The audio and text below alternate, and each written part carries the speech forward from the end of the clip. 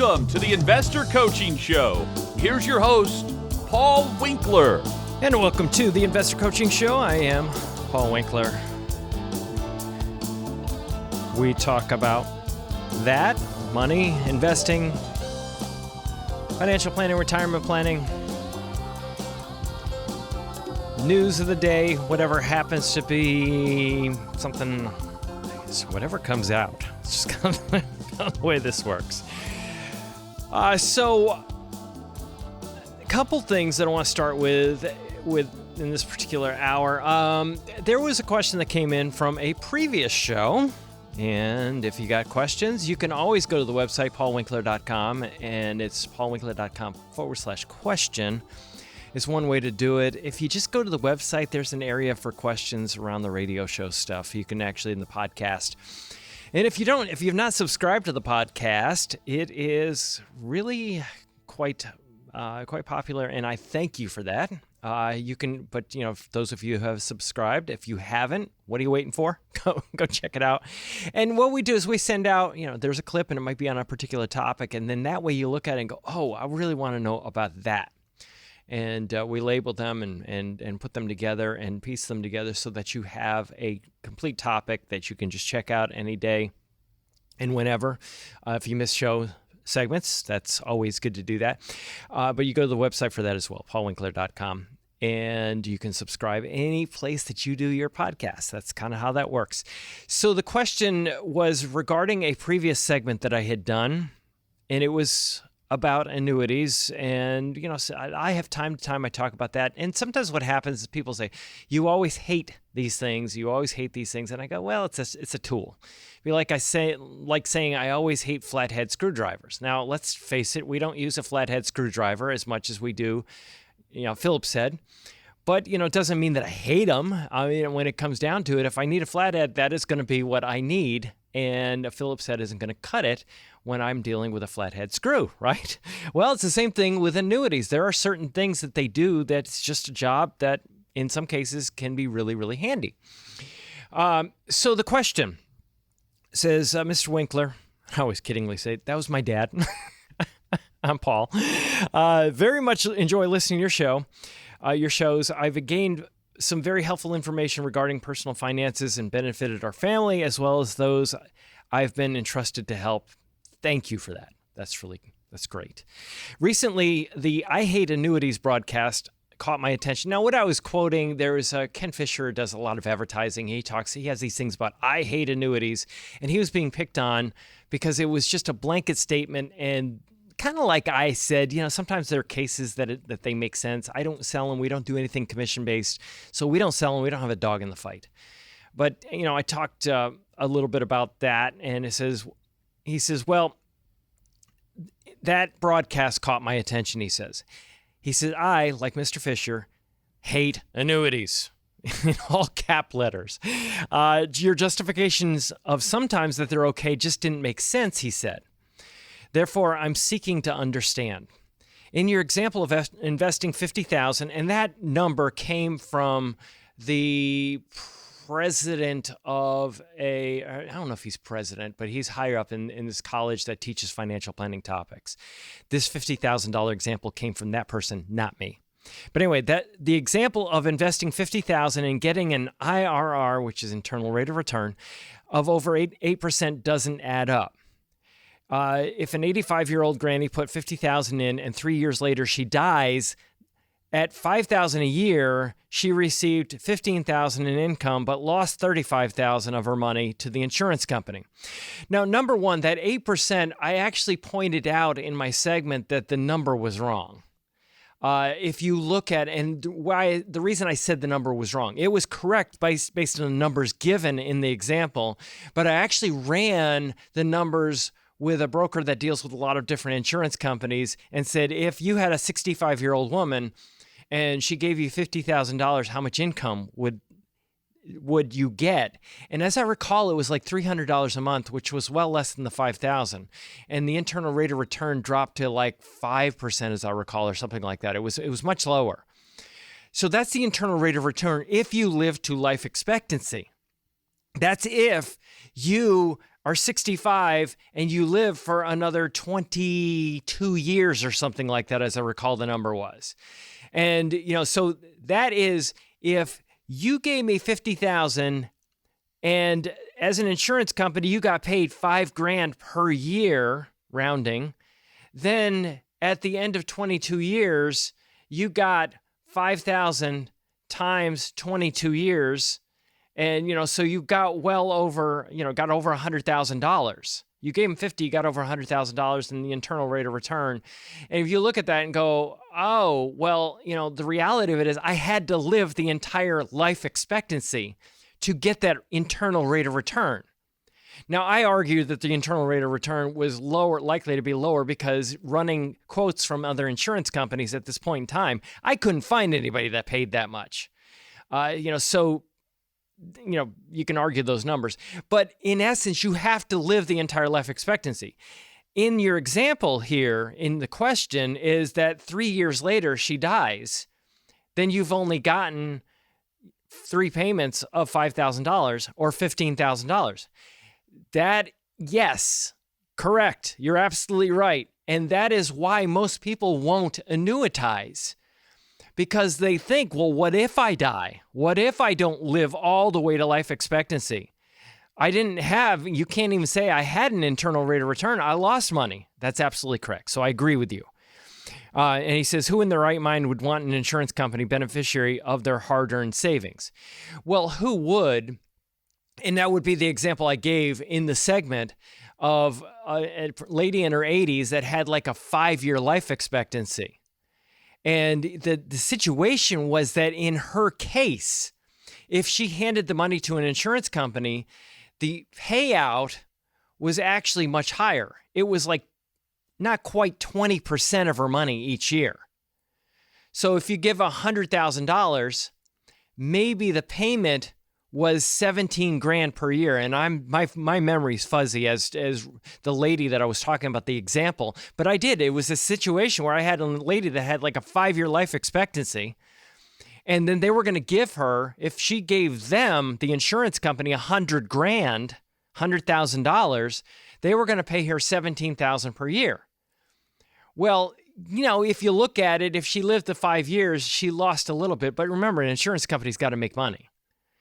So in that situation, and the reason is they had a guarantee payment.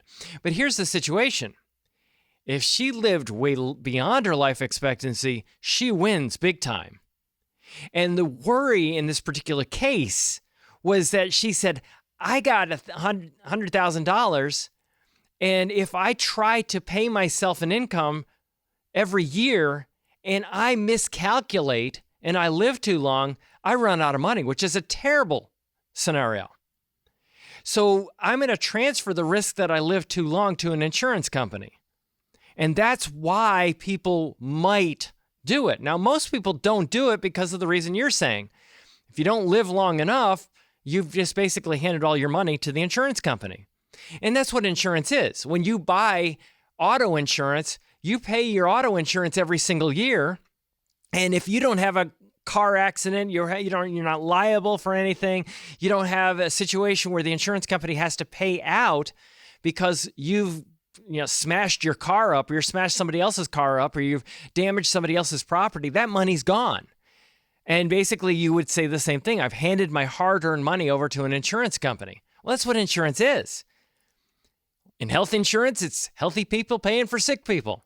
In auto insurance, it's people that drive poorly, getting paid or getting payment by people who drove well and didn't have any accidents or didn't have any calamity, or people just didn't get unlucky. You might just get unlucky and have a big claim because the roof crashes in on your house because, there's some weather-related event or something like that.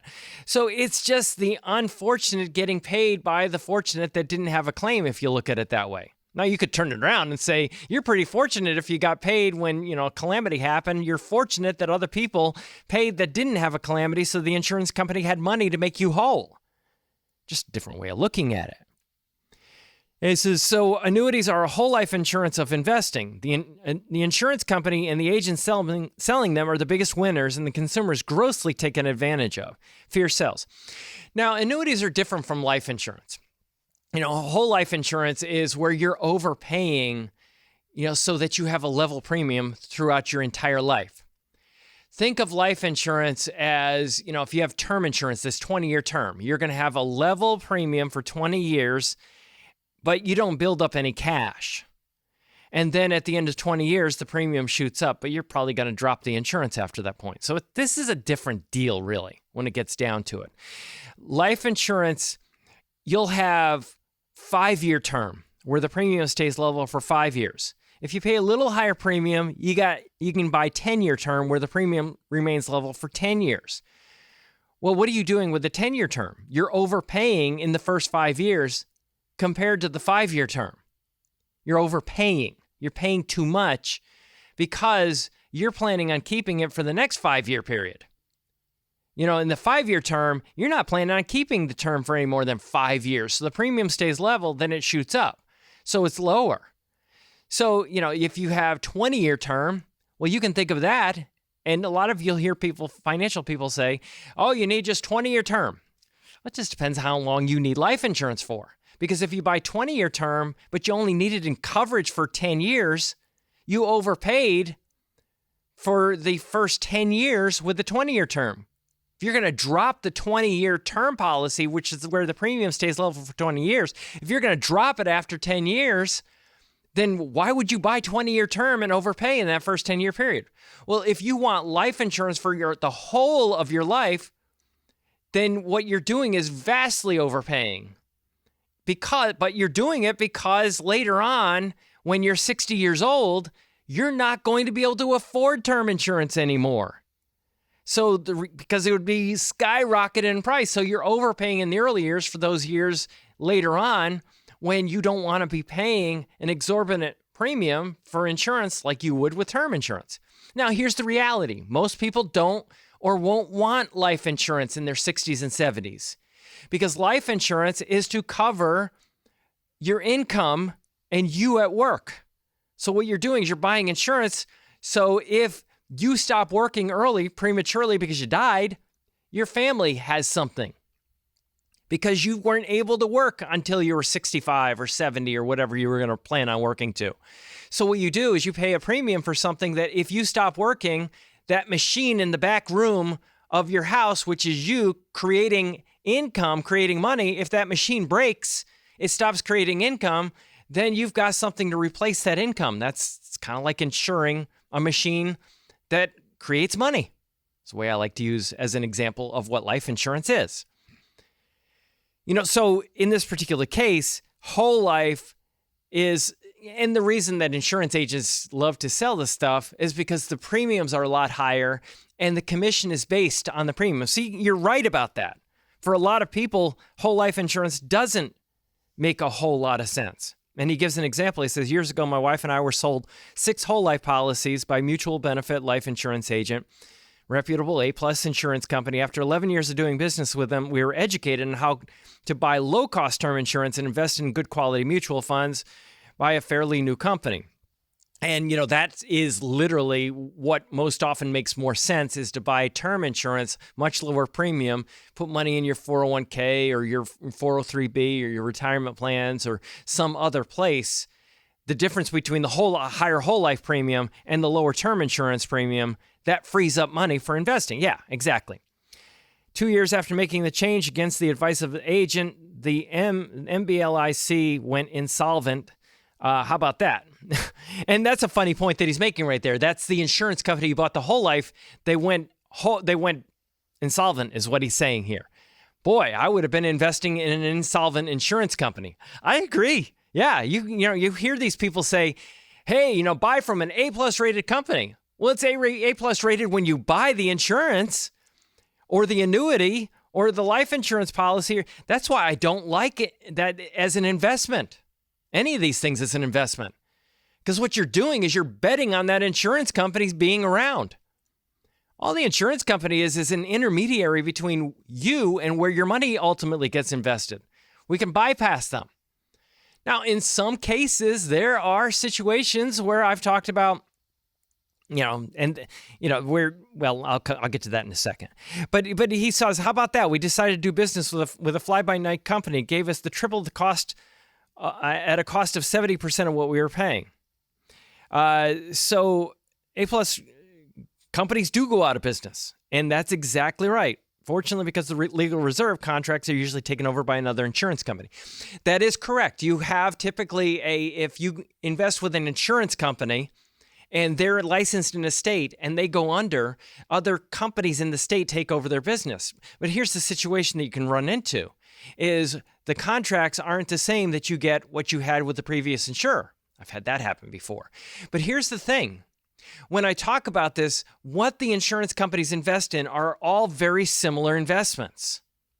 If the investments are all similar between all the insurance companies and some calamity happens, and those investments don't work out, and all the insurance companies are investing in them, who is going to take over who? Who's going to take over whom, or whatever the proper English is? Who's going to make you whole if all insurance companies are negatively affected by it? And you look at what do insurance companies invest in. I've talked about this before. A lot of bonds, and a lot of the insurance companies, I've talked about this, are actually getting into higher risk investments to try to get higher yields right now. And they're competing like crazy with each other. And if that puts them all on a little bit shaky ground, and you've gone and invested all your money in these annuities and insurance companies, you could have a problem on your hands. So, it's A+ rated when you invest in it, but then down the road, they start investing in things that are more speculative. There was one article I talked about not too long ago talking about how these insurance companies that are issuing these annuities have like 30% of their money in more speculative investments. And you go, that could be a problem down the road. And I've talked about some of the investments that they're getting into, and I go, some of the corporate bonds that they're getting into, those types of things. What if you have high duration, like the banks did, high duration bonds, and interest rates shoot up?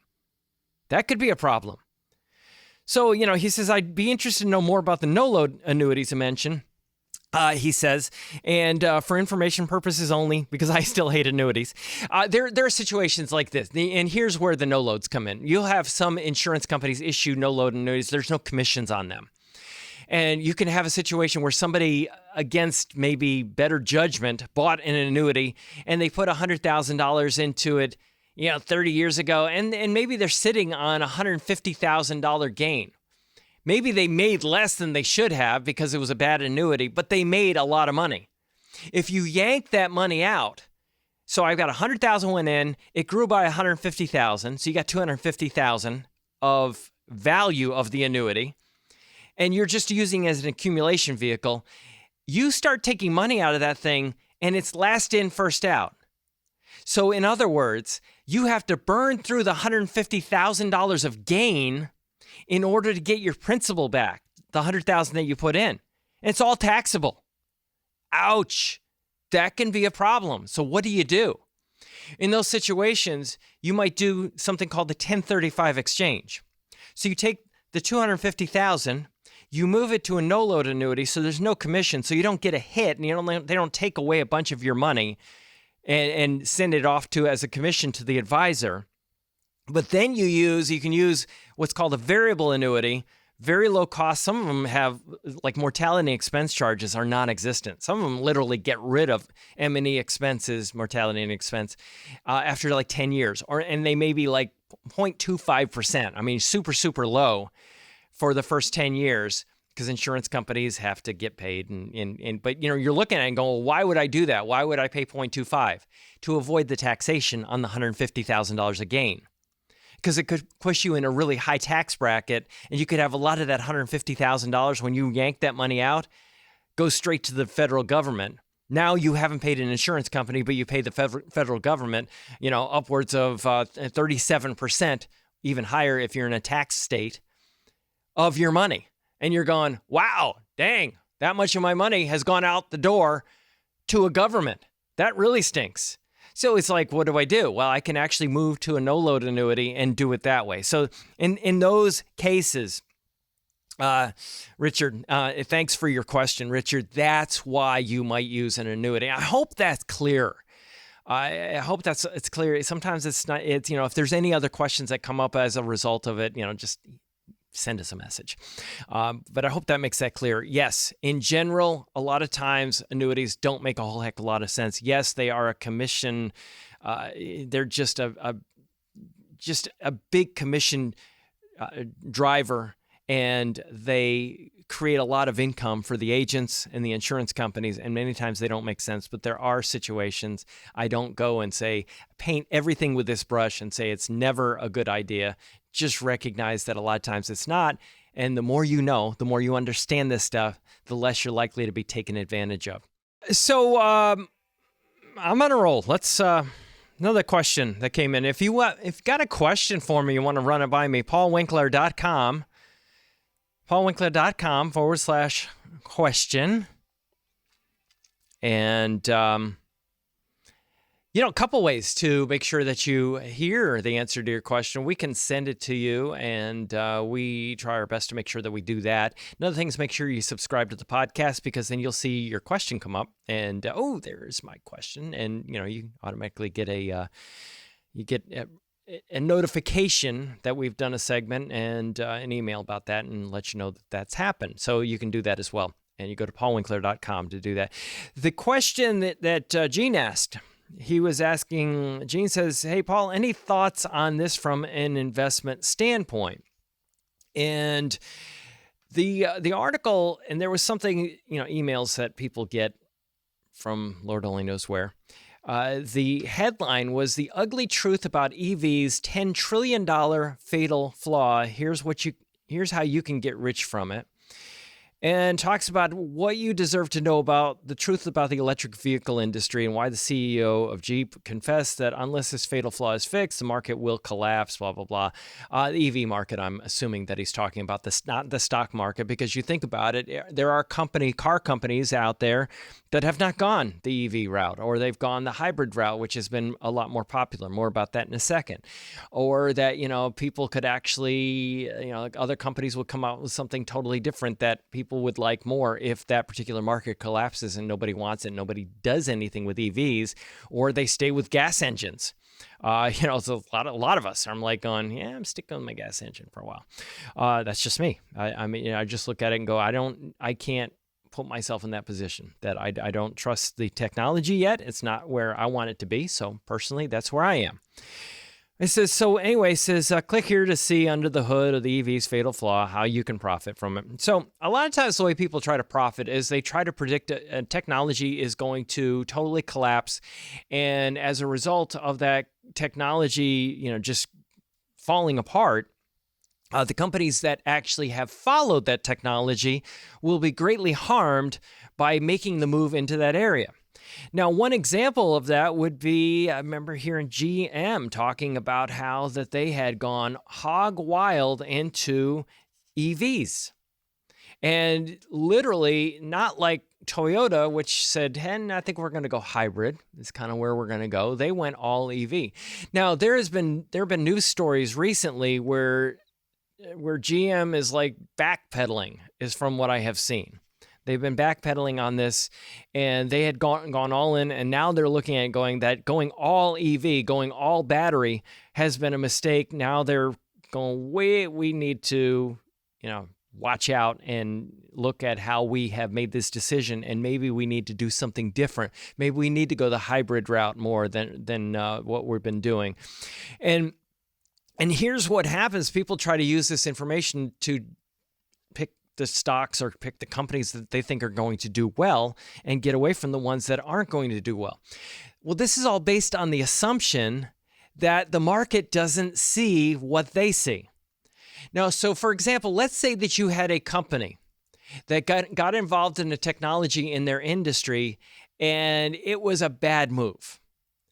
As an investor that was thinking about buying stock in that company, how would you respond if you saw that the company you were thinking about buying, you were going to go, hey, I think I might buy them. And you go, well, why would you buy them if they took on a technology that was bad? Well, because maybe the company figured out that it was not a good idea to go down that road, and they decided to do something different. And maybe they're going to do very good in the future because they've got a lot of resources with which that they can employ to actually go the new direction, maybe change their ways, and they will actually do just fine in the future, but maybe they had a misstep in their past. Like everybody's entitled to a few mistakes in their life, right? And then they go, hey, you know what? I've changed. I repented. I'm not going to do that anymore. And maybe they're a good bet going forward. Maybe that's why somebody would do it. But there's risk. And maybe there's some problems. So what would an investor do if they're looking at a company that hasn't done so well and they've made a few missteps? They would pay less for it, would be the answer. Less based on what? Based on earnings that are expected. So if you're an investor and you're thinking about investing in a company like GM that went all in on EVs, and that was a mistake now you're seeing, what would be the price compared to the earnings? What would you expect the price to be? You'd expect it to be low. Based on just when this question came in, the day this question came in earlier this week, what was GM's stock selling for? Answer, $5.37 for every dollar of earnings, of what expected earnings are. So how many years would it take you to totally get back all your money based on earnings? Answer, 5 years. What's the earnings yield? 1 divided by 5, which is 20%. It's a pretty high earnings yield. Why would anybody, you look at that and go, wow, that's a really low price. And that earnings yield is pretty high. Why would anybody give up a stock? Let's put it the other way. That has an earnings yield that's 20%, because the earnings may not continue to come in. There is a risk. That's why the stock's selling for so low, only $5 for every dollar of earnings, because there's a risk that the earnings won't continue to come in. Okay, what about Toyota that did not go all in on EVs? What is that company selling for? Double, $10.49. Which is still low, but, Japan has had problems of its own. And, the whole EV, even the hybrid has been a bit of an issue. What do stocks normally sell for? About 16. So, but basically what I want you to get here is that GM is selling for 1/2 of what Toyota is. Presumably, probably a big part of it is because they jumped on a technology that wasn't ready for prime time, where Toyota did not do that. So can I profit? Well, I've got to hope, maybe I can short GM stock. I'm thinking, well, gosh, how much lower can it go? The question you ask, you've got to hope that things get even worse for them than they are right now. And are they likely to get? They may get way better because they've seen the light. Or I can profit, I think, by buying a company like Toyota that didn't make the same mistake. Well, I've got to hope that things get even better because that price is higher. So you're gambling when you try to pick these companies based on thinking that they're mispriced, that GM is selling for too high based on what it's really worth, or that Toyota is selling for too low based on what, and you're betting against other people that know as much, if not more than you. That is a gamble. So when I see this kind of stuff, how you can get rich, you're making the assumption that you know something that nobody else knows. If that were the case, you would find that active managers had performance that was higher than everybody else out there. And what do we know? 93% of professional managers investing large cap mutual funds underperform the market over 15 years, according to Dalbar, or according to research Spiva, S-P-I-V-A. And it's like 96% of small cap managers fail to match market returns. The likelihood that you know something that nobody else does is not great. This is something that just gets you to speculate and gamble with your money, these types of newsletters, this type of information. If they really knew how to get rich from this information, why would they give it to you? The answer, they wouldn't. They would keep it to themselves.